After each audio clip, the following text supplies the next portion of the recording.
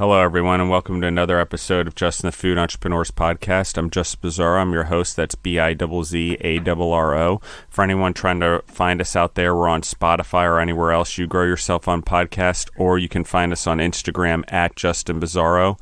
And you can also reach out to us by text now, which is on our Instagram. You can text us if you want to be on the show as an entrepreneur, or you have questions for the entrepreneurs on the show. So with that being said, we're back in Nashville, Tennessee for an episode with Melanie Nelson of the Roasted Coconut Fresh Food Truck. How are you doing today, Melanie? I'm doing great.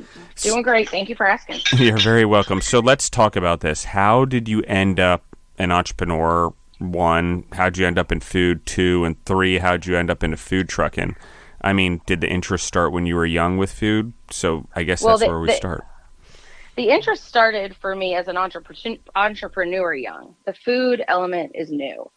So just when I was growing up in South Florida, we had, the access to so much fresh food, tropical food. What they call acai bowls now, they use it interchangeably for smoothie bowls, but we just called them fruit bowls when we were building them when I was young. And, Tennessee didn't have that. I was constantly looking for a good acai or smoothie bowl and never found one. And that's sort of how I got into the food element. But the entrepreneurial bug has always been in my soul. And I have just been working towards that since I got out of college. So let's talk about that. You go to college. Where did you go to college? I went to the University of West Florida. There you go. And what'd you study? I studied communications. My discipline was in TV, radio, and film, coincidentally. And my minor was in travel and tourism because I did think I was going to stay in Florida. I didn't end up doing that. Relocation for a job moved me to Nashville. I worked in the business development industry and training industry for a while at Gaylord Hotel before it was purchased by Marriott. And then I moved to a large over 200 person law firm in their business development and marketing department. Very cool. And I think all of it kind of ties together being in Nashville just because the tourism, the food, the business development, the growing market there.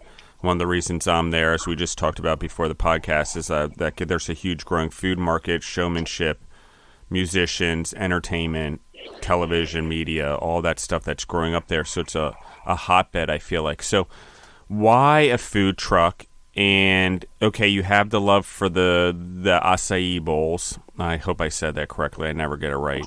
And and so how do you turn this idea and you start manifesting it, but how do you make it a reality? So just take your first step forward. When I saw that I was ready to move on from my current position, I started to brainstorm what I wanted to do. And ideally what I wanted to do was bring fresh food to Nashville. There is a whole lot of fried food, a whole lot of soul food, lots of meat and threes. We're a whole lot very of fresh much on food. the same page here. I 100% agree with you. There's hardly any fresh, clean, healthy whole foods. Go on. Correct. So that was where I saw a need and I wanted to fill it. Now, at that point, I did not know how I was going to fill it or how I was going to move into the food industry, only having server experience because I worked in service, obviously in the hotel industry, but serving tables, of course, in high school and college. And I know that what so many of us do going through college. And that is the only experience on the food side that I had. But I thought the food truck would be a good lower cost way, because in no way is food trucking inexpensive, a lower cost way to start, my idea of bringing fresh fruit to Nashville. So I did that. I just talked to my husband and we made it happen and started a plan and started looking for everything, a food truck secondhand. We ended up getting super lucky, which I can't even believe it because it's so hard to find a good empty food truck you can build out. But we found one at a great price.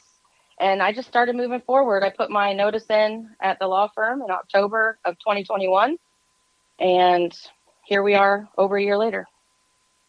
Well, I like this because people don't realize that the food truck it's very quick to get your business model under wraps, because we talked before this, you're like actually starting a brick and mortar in Lebanon, Tennessee.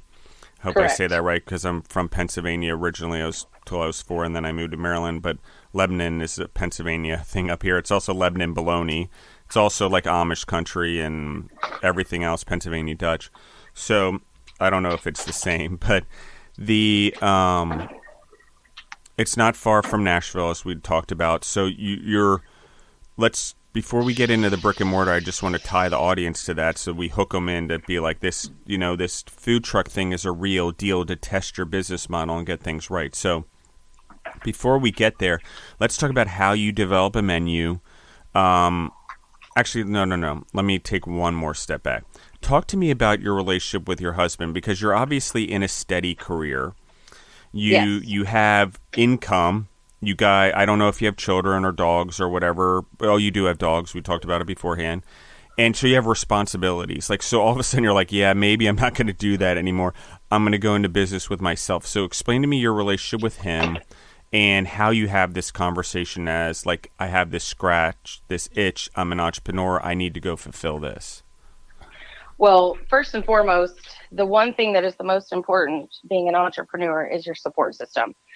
My husband is my biggest cheerleader for sure. He's also a general contractor, so I'm very lucky in the fact that he helped me build out my food truck, which saved a ton of money, but he is my biggest supporter. I run all my ideas by him. I have 3 teenagers, so at that point, a year ago, my teenagers sat me down and they were like, well, we're basically grown now. We don't need you full time anymore. It's time you sought out your dreams for yourself. And we got you.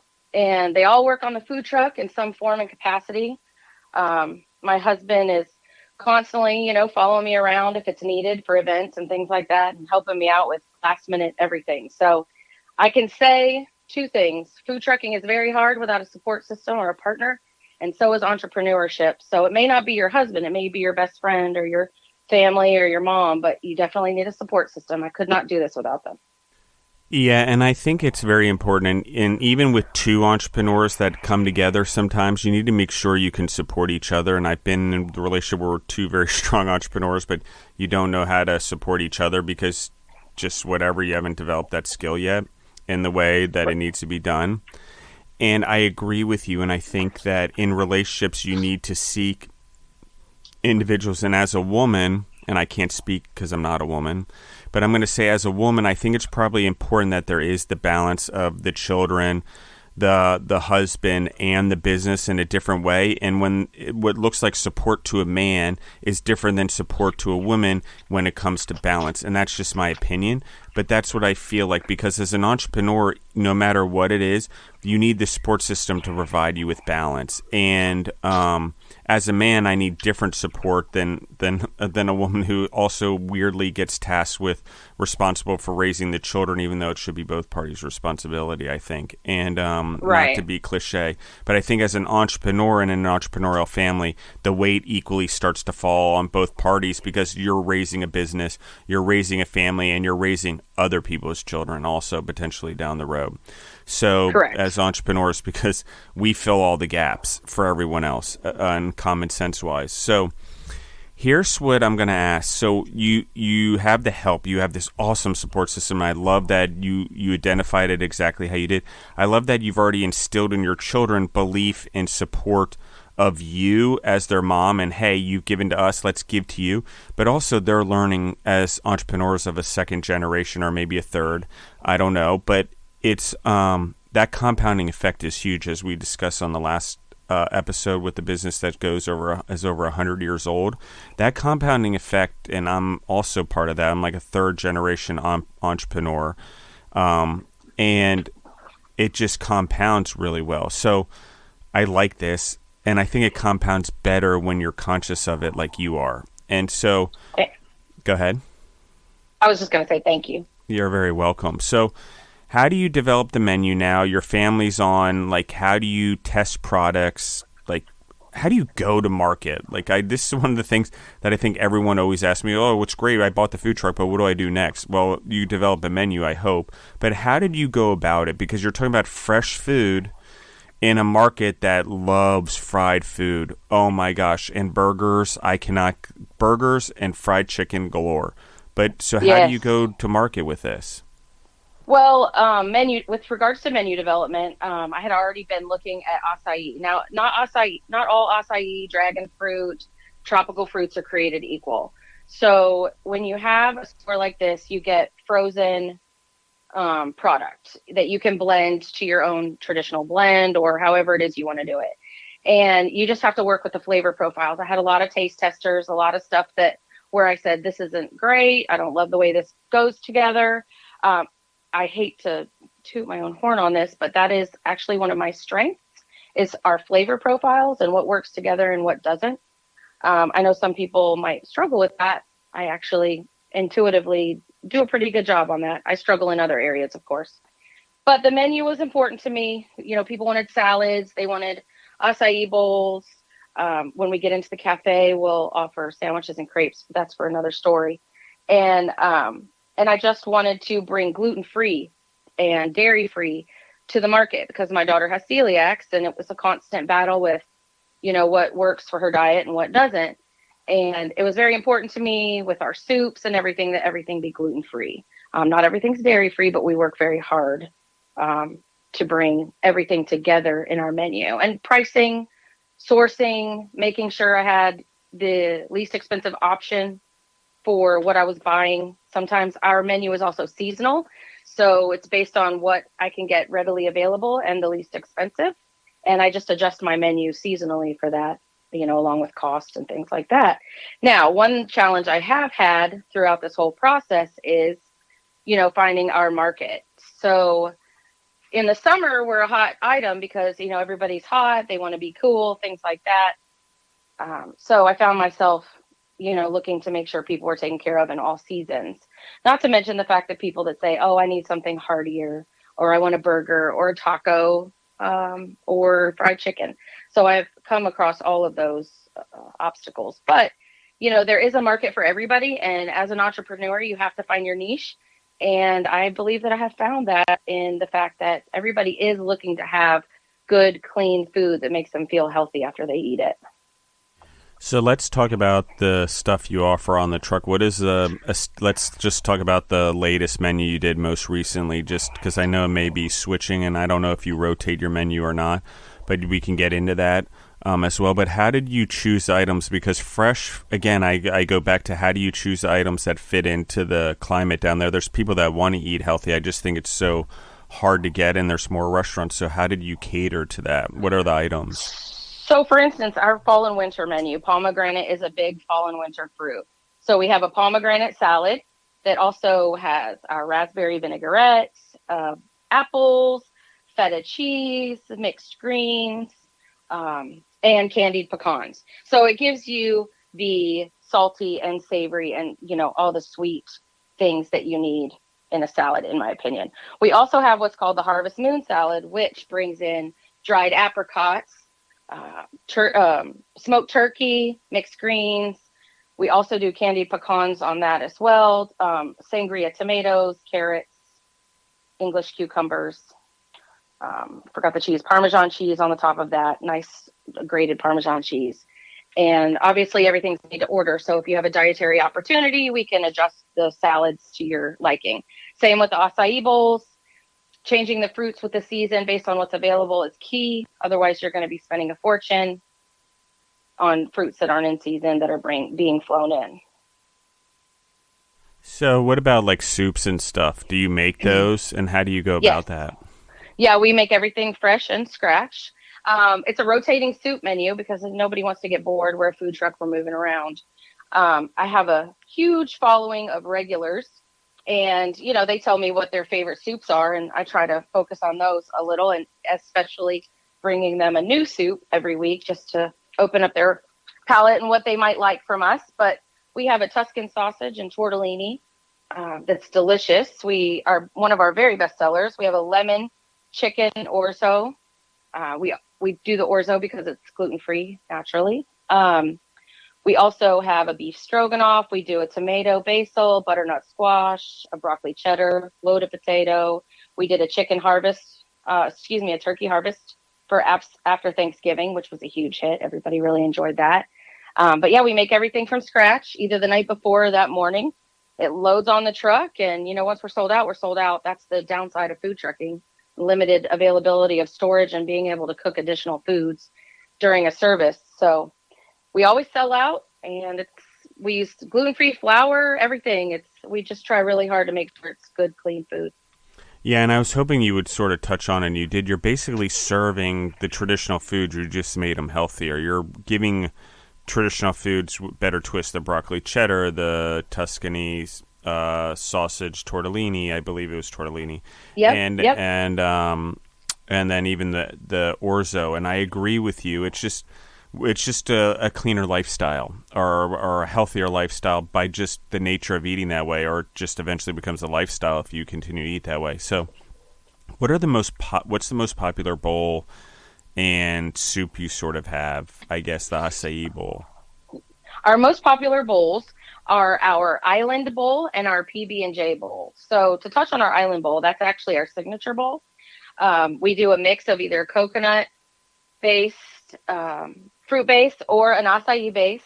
We can also mix it up with a dragon fruit and coconut. It's basically a 50-50 split of both bases. Everybody loves it. We put our fresh gluten-free granola on top. In addition to that, we do pineapples, fresh pineapple, fresh strawberries, fresh bananas. We have what's called lily koi butter. Lily koi is Hawaiian for passion fruit. I have a friend who owns a passion fruit farm and an acai truck in Maui. She owns Humble Wagon, and she makes the lily koi butter, and I get it directly from her. So it's a wonderful new opportunity for my guests to come to the truck and experience something across, the ocean that they might not normally have. I mean, it's a question I have from everybody. What is lily koi butter? So it's gives me the ability to explain a whole nother part of the world and flavor to them. So that is a big seller. It's delicious, passion fruit base. Additionally to that, everybody usually puts almond butter on their acai bowls, which is a wonderful option. But I wanted to change it up and bring a different flavor to our bowls. And we use what's called Aloha nut butter. That's from a company called Clean Simple Eats out of Utah. And it is a cashew, macadamia nut, and coconut nut butter. And it is delicious. And then we put we put salted macadamia nuts on top, and we serve it like that. And it is a huge hit. Second to that is our PB&J bowl. It's just a fun way to, make things comfortable for people when they come up. Part of the soul food thing, PB&J, who doesn't know that? But we do, it's an acai base. It's our fresh granola on top.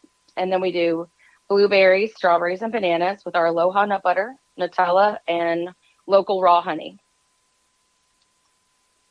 I love this. Okay, so let's just start branching out here. So you've come up with the concept, you come up with the menu. Now, where do you find clients? You talk about selling out and everyone find you. Did you find a lot of success initially because you were fresh food and there wasn't a lot of it? So how did you even go to market? Where did you go? How do you choose what meals you're serving? Okay, so this is a twofold question. No, I was not successful straight out of the gate. Everybody was like, this is not what I expected when I came up here. Basically because they're expecting some sort of burger or some sort of something that I'm not providing. I'm not cooking necessarily on the truck. It's fresh food. There's no fryers, none of that on the truck. So no, initially I was not successful, but my husband said, this is our first year open. Say no to nothing. Even though we might lose money, say no to nothing. We have to find our place. And if you had asked me in April when we opened on April 30th where our place would have been, it would not be where we are ending up.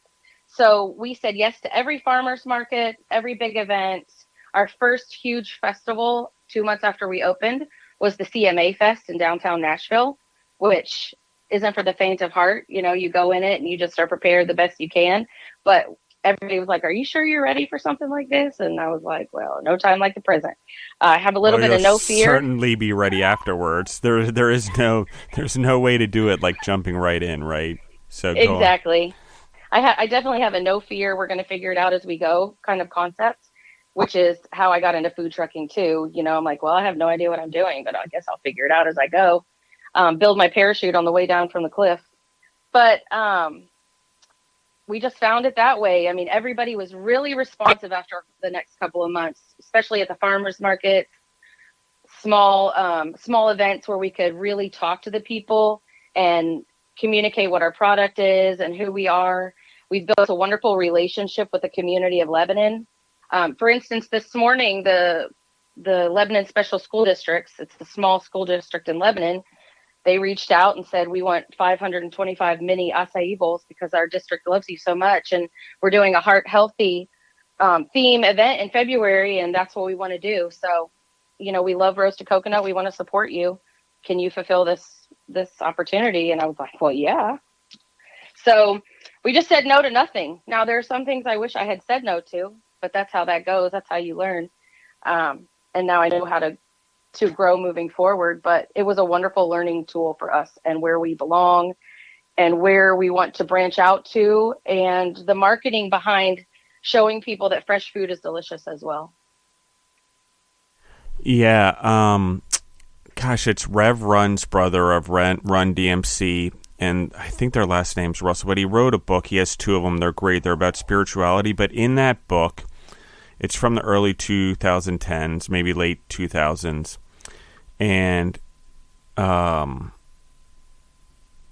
it's Rev Run's brother. The name's skipping me right now, of Run DMC, but anyone can look up the book.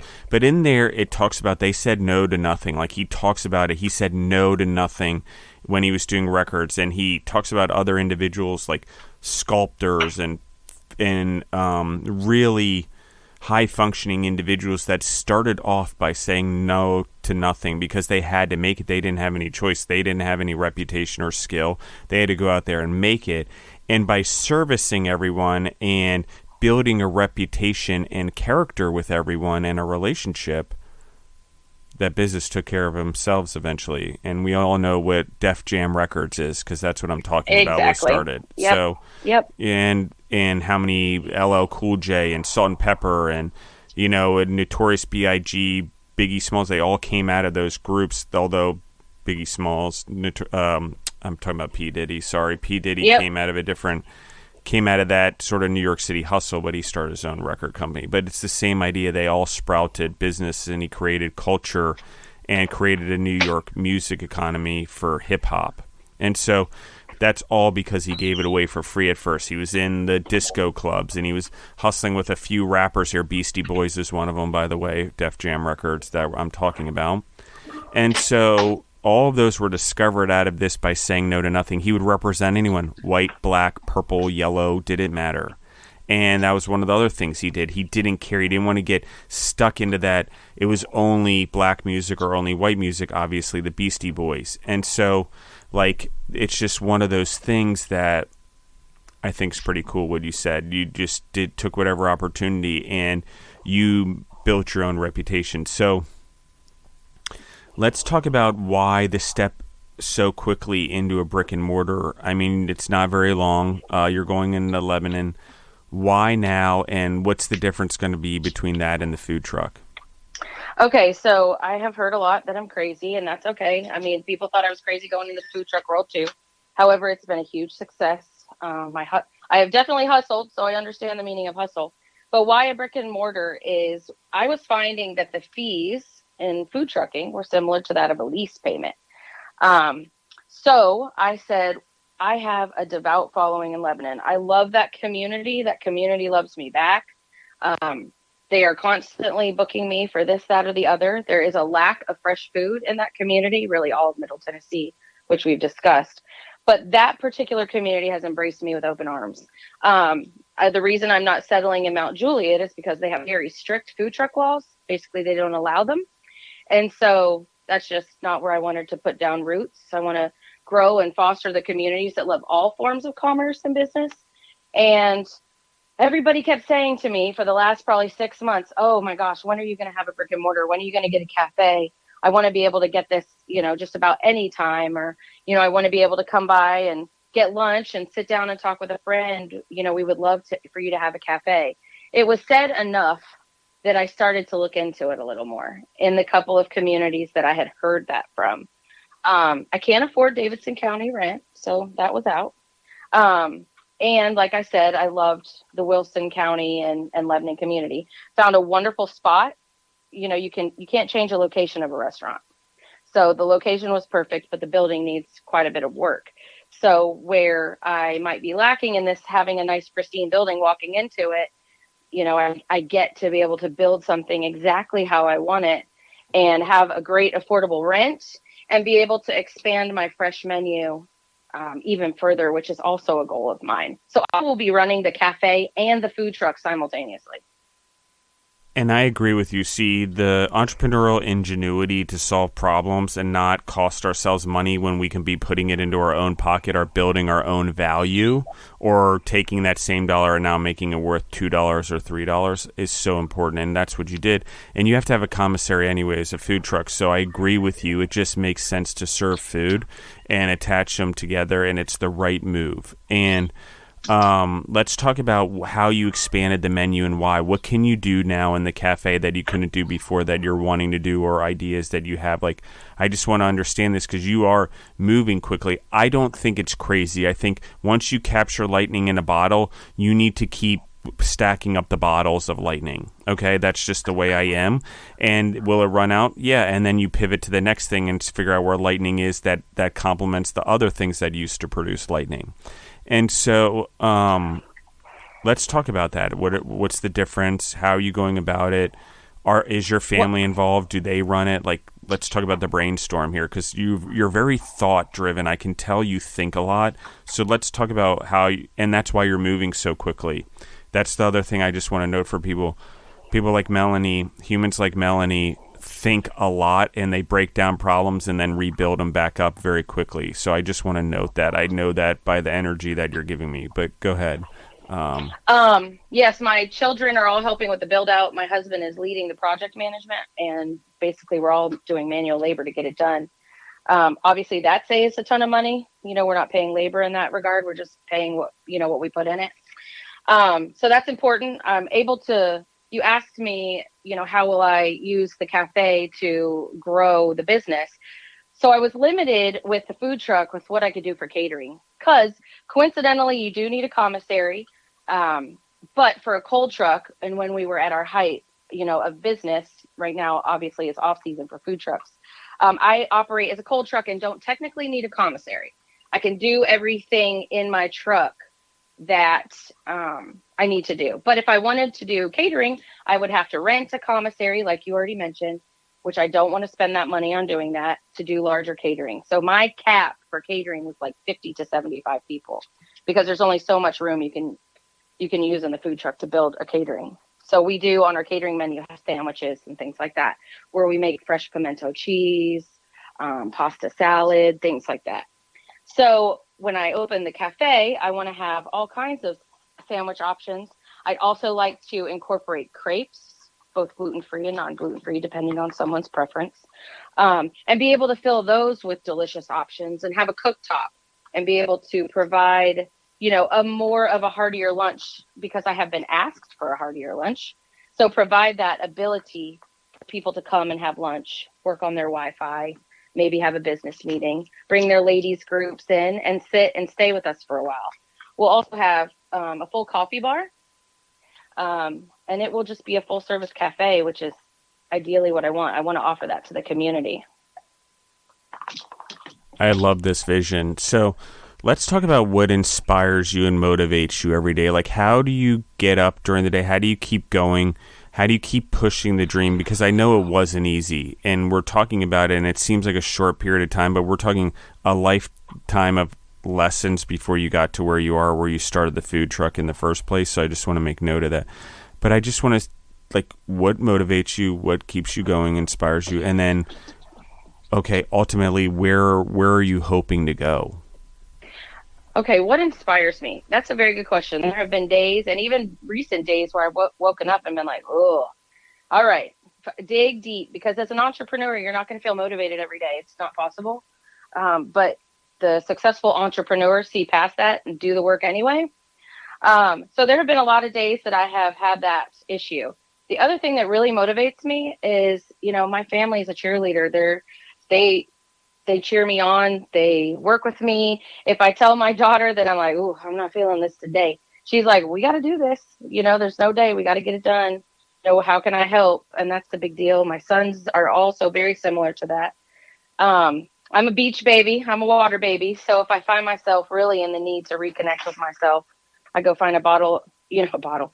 Well, that too, maybe. But I go find a body of water and sit there and reconnect with myself and remind myself of the long-term vision of my business and why I started it and where I want to go. And that usually gets me by. But otherwise, I am a very productive person. Like, I just find joy in doing a little self-care every day, also taking care of my business. I use my time management function is time blocking. So that's how I find myself most successful. I block out time and I work solely on that during that time in order to push the needle forward. I know I had a lot of food truckers that had said all summer, like, you're everywhere. And that is also in large part of the phenomenal team I have behind it. They also motivate me. I can't tell you how many times I get text messages from my team. Miss Melanie, you got this. You can do it. We got you. Whatever you need, all you have to do is ask. And they're a great group of 10, and I couldn't do it without them either, because technically it's just me leading this food truck charge. So if I didn't have them to work with and be positive and their young spirit, it would be hard to be motivated every day. Yeah, I agree with you. And that's right now, while I'm rebuilding my life as an entrepreneur, I find that I've surrounded myself with younger people. And I'm like 43, just so everyone's aware, just turned 43. But I am around a lot of young 20-year-olds and 30-year-olds just because they're in the entrepreneurial spirit. And as I rebuild my life, it's what I necessarily attract or I build from. And the spirit's important, and I agree with you. It's a great motivator and inspire, especially when I can give back and lead and give them something, both tangible and non-tangible. I think is really cool. So I love this. One of the things I want to ask you, Melanie, is this. Like, you're very conscious and you're very intentional, okay? And you block out time, which I think is hugely important. And I'm going to touch back on this hopefully later, which is blocking out time actually gives you more time and allows you to be more places than anyone else, and actually allows you to create 3 days out of 1 day. But we can get into that another time. I found huge success in this, and I exercise, and I run businesses, and I do podcasts, and blah, blah, blah. And I go see my friends a lot. And so, like, as a decompressor, the music side, because I like music. And even though I can't play a lick of it. And but there's intent there. So I'm going to hold off on the time thing and talk about the intent. With you and your husband obviously have intent. You're very intentional in the way you raise your children and the way you've brought them into the business. So talk to me about this mindset, because as an entrepreneur and as a successful woman and now building this business and the conversation your children have had with you, you've obviously with intent raised them. Okay, not everyone does that. A lot of people just turn it over to someone else. So talk to me about that and the intent of involving them in the business. Well, I want very much for my children to be independent. I want them to, I've always said, my grandmother has always said, give your children roots and wings. So in the idea of giving my children roots, I know they always have me to come back to. But I also very much preach independence. Like, how can you solve the problem that you have by yourself first? Did you think about this before you came to me and asked me how to solve it? Or how would you go about managing this, potential issue and solution? And there are a lot of times where they handle it far differently than how I would, but they get to the same result. So I let them do it on their own. It sometimes takes them longer, but I say, in the future, maybe try this approach. It might save you some time. Usually they adopt whatever it is we have told them. My husband is very black and white, and this is how it is. And, life's not fair kind of thing. And you have to, make it the best you can. And they all, two of them very much have the entrepreneurial spirit in different ways. My son is very technical. He likes to build things, fix things. He's a fisher, hunter, that kind of thing. My daughter is the nurturer of the group, but she also wants to be a large animal vet. So she has aspirations to do that kind of stuff and build her own practice. And I figure this, my son's uncle said, if my nephew can see his mother succeed and see that the entrepreneurship is in reach, then that's all that matters to me. And coincidentally, we are a blended family. So my oldest and my middle baby girl are my stepchildren, and my youngest is my, I guess we call him biological child, but I'm not allowed to say that in front of them. But we all co-parent very well, and we are all together here for them. And we all are, co-parenting to the same thing. And my son's uncle, who is actually my ex-husband's brother, sent me the first set of chef's knives for when I open the food truck as a support gesture, and that he is cheering for me and wants me to succeed, not only for a good example for my son, but also just because, he cares about us being successful. And that means a lot to the kids too. Seeing everybody work together for a greater cause is a great learning lesson as well. Yeah, I want to make a couple notes there. One is, I think no matter what your family situation, blended, meshed together, it's important that the legacy is still there. And as entrepreneurs, we understand that because we're also doing it for other people's kids that work for us. Just saying other humans' kids, however we want to look at it. The word people's on my mind for some reason. I don't like it as much as humans, but so I try to use humans. But I think the other part of it is what you said is that you're growing people, and that you guys are doing it together, and you're not only doing it as parents, but you're doing it as a tribe, as Correct. co-parents, and that everyone's involved. And it doesn't matter if you guys disagree about anything else. You agree that the children are the most important, and their future is the most important, and developing them, particularly in this entrepreneurial space, is really important. Agreed. So I like that. So, Melanie, let's talk about, do you want more stores? Do you want more food trucks? Or, the catering thing is going off. I mean, it's a lot to say because it's been a lot, but I've got to imagine you have a vision for this. Is it multiple locations in Tennessee? I mean, what ultimately does your heart tell you that you want to go? That's a great question. First and foremost, my driver is community. Wherever I go, I want to be able to build community. So where that is will determine where I land next. Now, this is $1 million question, because if you ask my husband, we are growing this store to be potential multiple stores. And I waver because I have a brand that I see expanding over the course of 3, 5, and 10 years, ultimately to end in a boutique hotel location where there will be, farm to table or fresh food restaurant, something similar to roasted coconut when you enter the lobby, very much in nature. But the boutique hotel is my end game. That is where I want to get to.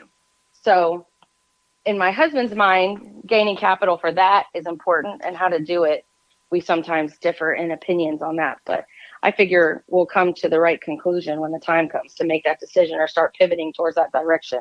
But that is ultimately where I'm headed. I like this.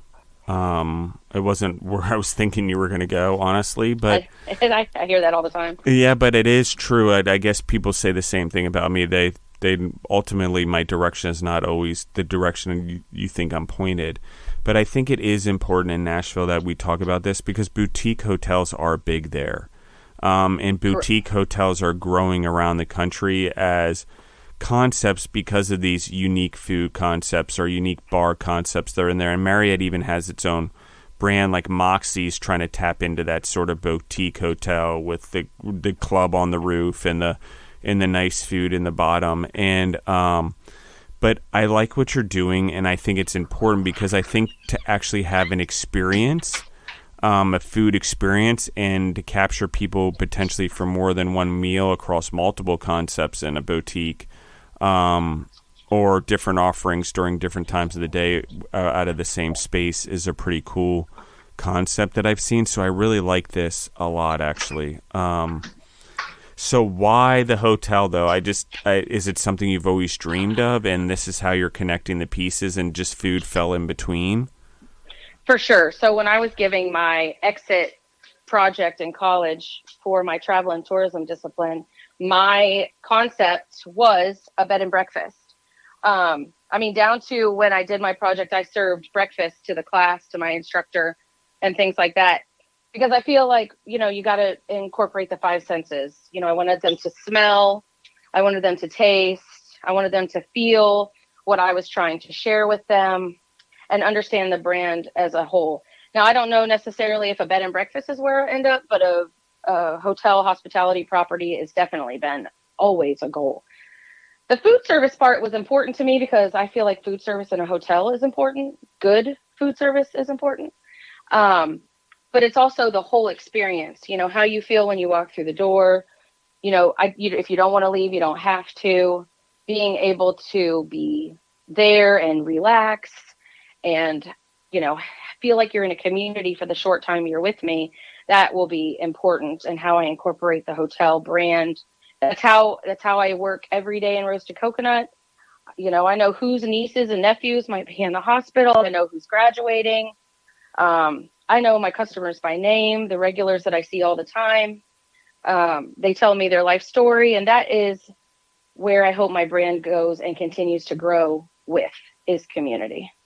Yeah, one of the things I just want to point out to the audience too is you're a skill stacker. Like, that's what makes you're not a one-trick pony, and you've done it your whole life because you know accounting, you know the business, you know the marketing. Like, you didn't talk about how you needed to learn those things, and while you probably have stumbled your way through them, you've had a foundation of them. The things that you're learning are the entrepreneur. You're connecting that you want to get to this hotel and you have this vision, and you're gaining the skills in the food service in this case, or whatever else you gained before this, to stack up the skills to get to where you want to go. And I think a lot of people don't understand that that's really what life is about. Where you want to go long term means you're not going to get there right now. It's not instant. No one's going to give it to you, and God's not going to magically just open the door and it's going to be there. There could be doors open for you. You still have to walk through them, and they're freaking hard once you do. And yep. And so that's the thing here that we have to understand, is that it being an entrepreneur and getting to the ultimate goal, which in this case is a boutique hotel, means you got to walk through doors and a lot of hardship. And the hardship comes in gaining the skills you need to be successful at what your goal is. It'd be great if someone would just magically give Melanie a hotel, but if she had no skills to run it, she would fail at her dream. That's just not the way destiny works, or whatever we want to call it, God's plan. My plan, whatever, any of the way it works. If that happened and it was suddenly gifted to her, the likelihood that it would succeed is less likely, and she may not have the confidence to do what she needs to do or lead the staff. So it's not saying that she wouldn't succeed. It's just saying that I'd rather have the skills and stacked up in life lessons if it were me. So well, and I want to build the capital myself versus having investors and giving up percentages of my company. Let's talk about that. Why? Well, I had an investor come forward a couple months ago, and, he was very enthusiastic. He understood where the brand was going in Lebanon, and, but he wanted 40% forever. And I was like, that's a lot. So I said no to that. I've talked about an SBA loan. I've talked about that, but having 100% of the company is very important for my legacy, for my family. I don't like being told no. So if there's they say they're silent, but they also give their opinions. So I don't love the word no. So I usually find a way around no. So I figure if I don't have an investor, then it's one problem I don't have to deal with. And you're now conscious about making the money yourself, and you're conscious about how to grow your business and value to have that money for yourself. Like, I think that's an important piece, because learning that skill is so important to be successful in business, so you can carry it to the next thing you do. Like, so many people don't realize that one of the skills as an entrepreneur that we gain is the ability to make money on our own. Yep. And the ability to attract people that are willing to pay us for our skills or our services. And that it's not just the thing that we're doing right now, it's way more, because often when we have that energy, we can take that energy and turn up the volume and go do other things as well, which is what you're doing. And I like that you're so aggressive in it. Once you turn the page, this is spot on. We're going for this. I'm prepared. I have this skill. So last question I have for you, Melanie, as we start to wrap things up, if you could, if your children came to you and said, Mom, what are the things that you think are the most important as an entrepreneur? What would they be? And okay, and here's the other thing. That's one, to your children. And then the second one is all the other mothers, women, entrepreneurs out there that are sort of juggling children and trying to make a transition. Like, what advice would you go give them that listen to the podcast that are sort of whether I do this or not? So there's two questions there. One is your children as entrepreneurs. What advice do you give them? And if you had to, and then other mothers, women, entrepreneurs that are in your situation that are trying to make the leap. Okay, so for my children, things will never go as planned, and always be able to pivot on a dime when it doesn't go as planned. I can tell you every day of the food truck, something goes wrong and we have to find a workaround for whatever it is. That is true in life and in entrepreneurship. You have to be able to pivot. You see somebody else coming out with your idea, pivot your marketing, make it fresh, make it different. So always be thinking, always be willing to be flexible, bend, and nothing will go as planned. So just be prepared for that and have backup plans. For the moms, listen, we're all just trying to figure it out as we go. I can say that having a tribe behind you is important. So if you don't have family or anything around you that is able to help you with children, if they're young, find your tribe, find a place where they can, provide you the ability to build your business and do that. But you can't do it without some sort of support system. I'm lucky in the fact that my kids are teenagers. I did consciously wait until they were old enough to be able to do this. I feel like those 11 years I was at the law firm prepared me for this more than anything, as far as the learning tool, but also giving my kids the consistency and stability that I knew they needed during that time. And that they came to me and they were like, "You're good. We're good. You can take off." But every mom knows their situation better than anyone. So my only piece of advice is find your tribe, find your support system. It does not have to be blood related to be a support system. I have wonderful friends who have stepped up and been able to support me in all kinds of different facets through this whole process. Absolutely. Thank you, Melanie. I'm going to have you back on the podcast for sure once you guys open up the location and have like a month or two under your belt, so we can talk about what that transition is like and how far we're getting towards the boutique hotel, if that's okay with you, because I'd like to tell a second part, just because you do have your head on straight, and I don't want to get you comfortable, because there's a long way to go in building, and there's a lot of doors that open that have a lot of other monsters behind them. And so true. And so I just wanted to say thank you. And I love the attitude of bringing fresh food to Middle Georgia. It's something I believe in as well. It's something that I believe in that is needed there as well. And taking like good Southern food and good food from around the world and just making it healthier and cleaner. And it doesn't take much. And it's really simple. And everyone thinks it's so complicated, it doesn't need to taste good. But it's just the way it is. So thank you, Melanie. If you guys want to find us on Instagram, again, at Justin the Food Entrepreneurs. And if you want to take a listen, you can find us on Spotify. I almost said Shopify for some reason. Spotify, sorry guys, or anywhere else you grow yourself through podcasts. And thank you for everyone listening in. If you like what we're doing or you're liking what the entrepreneurs are sharing, give us a good rating on Instagram or wherever you listen to us. Please, ratings matter. They help. And also, please share the podcast with other potential entrepreneurs or entrepreneurs out there in the food space. These episodes do help. So thank you, everyone, and goodbye. All right. Thank you.